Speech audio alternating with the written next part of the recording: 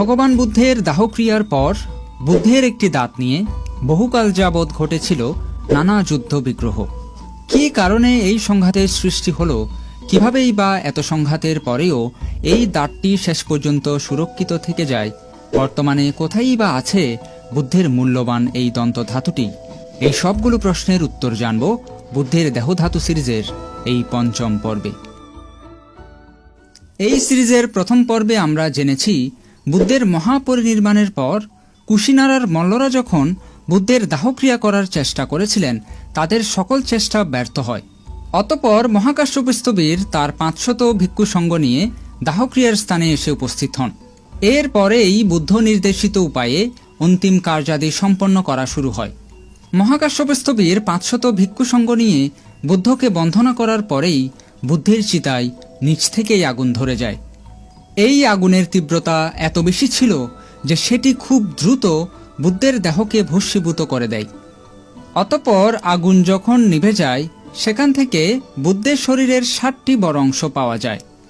এই 7টি অংশ বাদে বাকি অংশগুলো ছোট ছোট টুকরোয় বিভক্ত হয়ে যায়।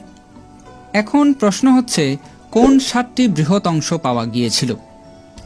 প্রথম অংশটি ছিল ফ্রন্টাল বোন।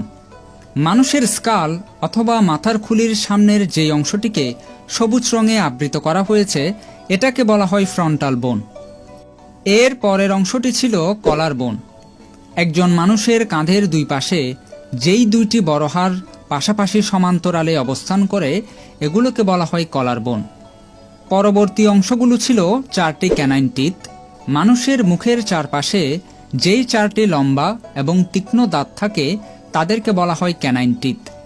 সুতরাং একটি ফ্রন্টাল বোন, 2টা কলার বোন এবং 4টি দাঁত মিলিয়ে সর্বমোট 7টি বড় অস্থি বুদ্ধের দাহক্রিয়ার স্থান থেকে পাওয়া যায়।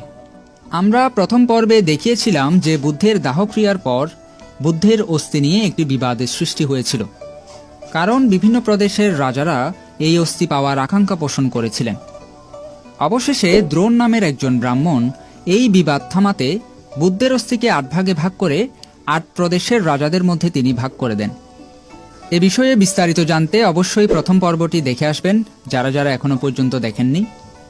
কিন্তু দন্তবংশ গ্রন্থের বর্ণনা অনুযায়ী আমরা দেখতে পাই, বুদ্ধের দাহক্রিয়ার পর বিভিন্ন প্রদেশের রাজারা সেই স্থানটিতে উপস্থিত হওয়ার আগে সেখানে বুদ্ধের অন্যান্য শিষ্যমণ্ডলীর সাথে উপস্থিত ছিলেন সারাভু নামের একজন ভিক্ষু, যিনি মূলত সারিপুত্র স্থবিরের একজন শিষ্য ছিলেন। এছাড়া বুদ্ধের অন্যতম শিষ্যা অর্হত্তলাভী ক্ষেমা সেই স্থানটিতে উপস্থিত ছিলেন।